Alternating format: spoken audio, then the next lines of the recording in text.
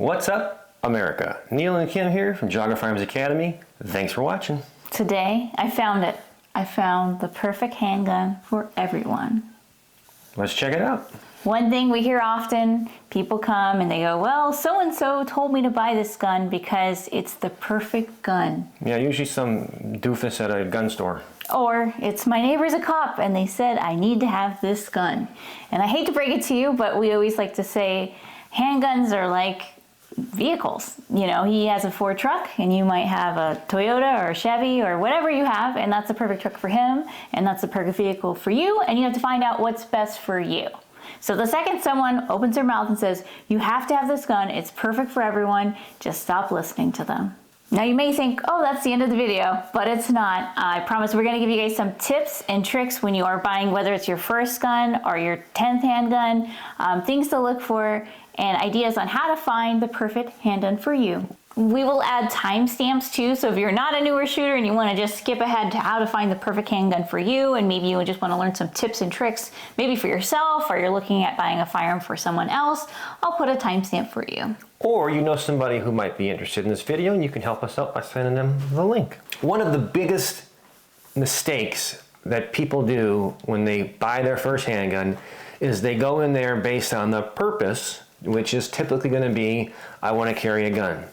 So you go to the gun store to buy your gun. You tell the person behind the counter, I want to carry gun so I can carry my gun, which is a horrible idea, by the way. You have no training. You just started. Maybe you went to a CCW class or whatever is applicable in your area, or you got some basic thing.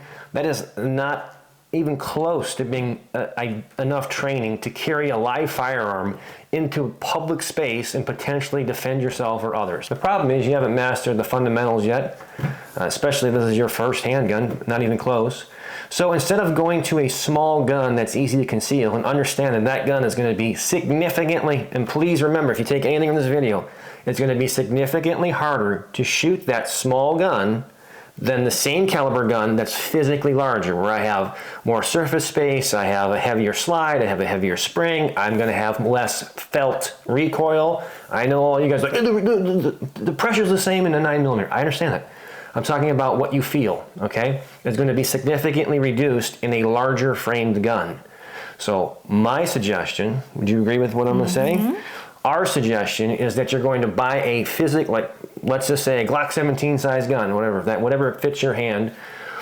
And then that way, once you've mastered the fundamentals with the best tool, that can become your home defense gun. First, Let's talk about the things you shouldn't do. You shouldn't do, as I said, buy a gun because so-and-so said it's the best.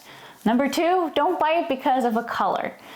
Our gunsmiths can make your gun any color you want, and most gunsmiths can Cerakote it. They can make it purple, pink, butterflies, your favorite color green, whatever you want. So don't pick it because of the color. I actually recently did my AR in Jurassic Park. I'll put a picture of it. It's really cool if you haven't seen it. Another thing is don't pick it because of the texture. A lot of times people will feel the grip texture, and either they'll say they want it to be more aggressive or they want it to be less aggressive, like it's too sandpapery and it rubs them wrong. There are several easy fixes for that. One being Talon grips. They're very affordable, like decals that perfectly are made for each handgun, and you can get them like in a rubber granulate. They're super easy to put on, very affordable, and they last a super long time. So if you want it to be less aggressive, you can do that. If you want it to be more aggressive, you can also use the Talon grips, but the more sandpapery ones that they have. They also have a pro finish, by the way, pro texture, which is kind of the combination of two. I actually put it on my duty gun, and it's probably the closest thing that feels like a custom textured job, whether it's stippled or what have you. And then the other one that Neil kind of hinted at is that you can go and get it stippled, so you can take it to someone and they take a tool and they make little marks on it. I'll show you up close one of our pistol that is stippled, that we can see what I'm talking about. Another don't pick it because of the sights, because those in most handguns are easily replaced and you can change them out. So whether if you want to stick with iron sights and you really like, you know, something like a brighter front sight, that usually can be done pretty easily. And the other option you have to think about is if you want to stick with iron sights or if you want to go to an optic. So red dots is the way of the future. There is just no way around that. I was one of the, last to the party type of people. Not because I thought the technology wasn't good and we've been using them for rifles forever. I think that there's an incredible application for self-defense since we are always threat focused.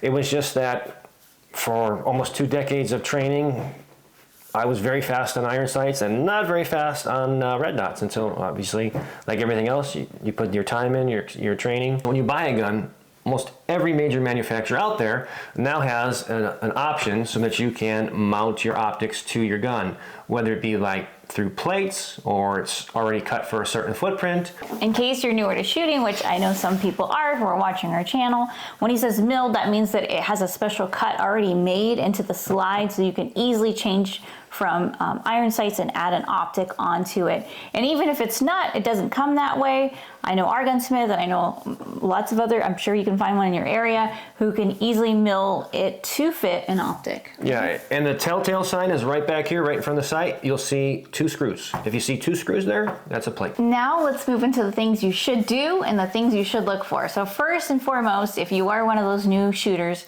please go, even if it's not me, go find a competent trainer in your area and get some training. I always tell people when they call me and they're like, I want to get into shooting.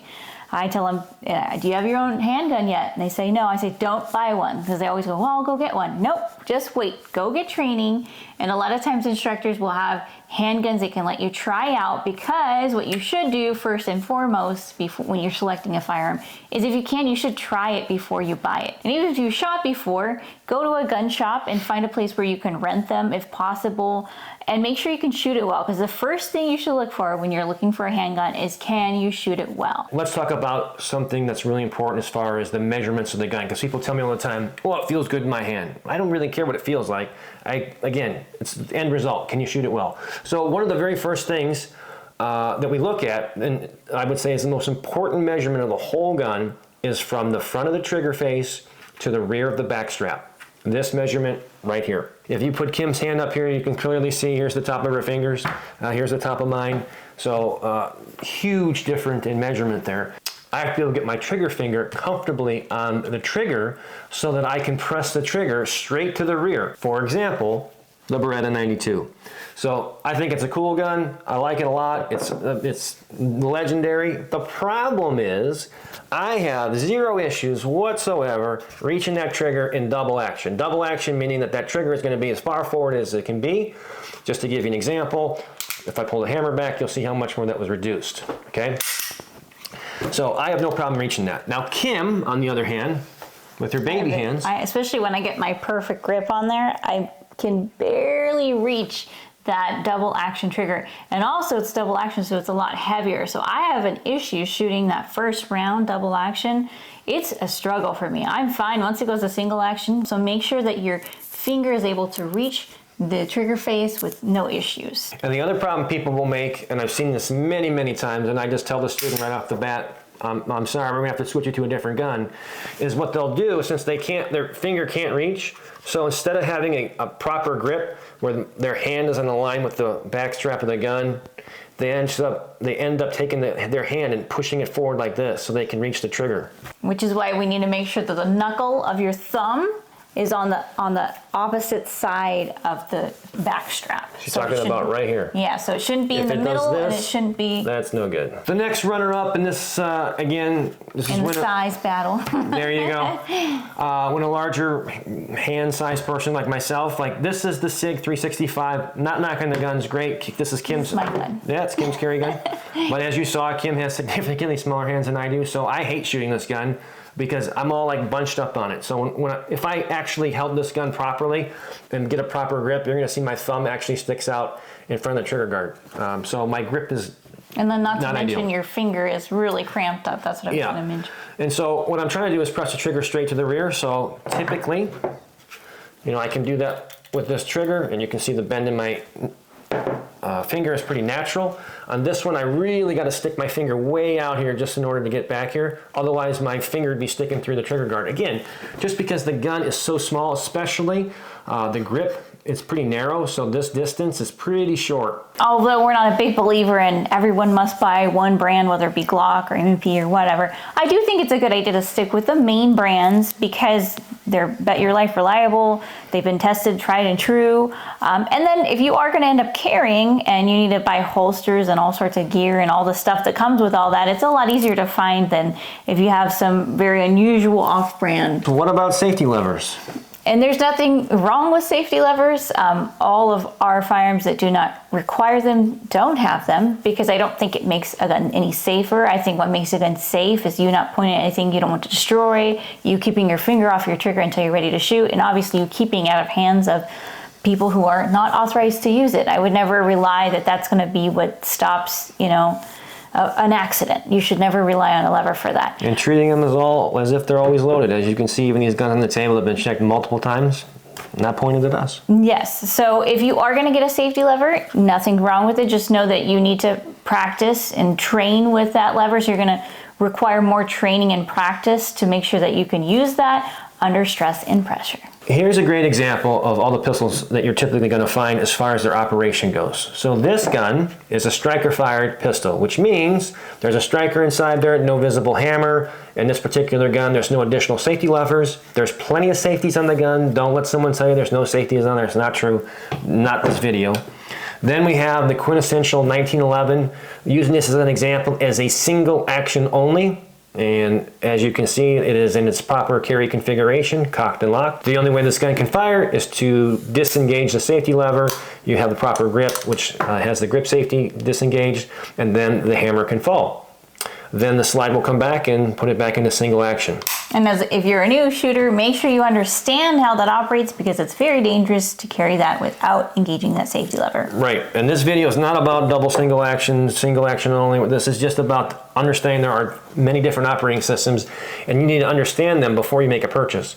This gun is a double single action pistol, so it can be fired both in double action and in single action.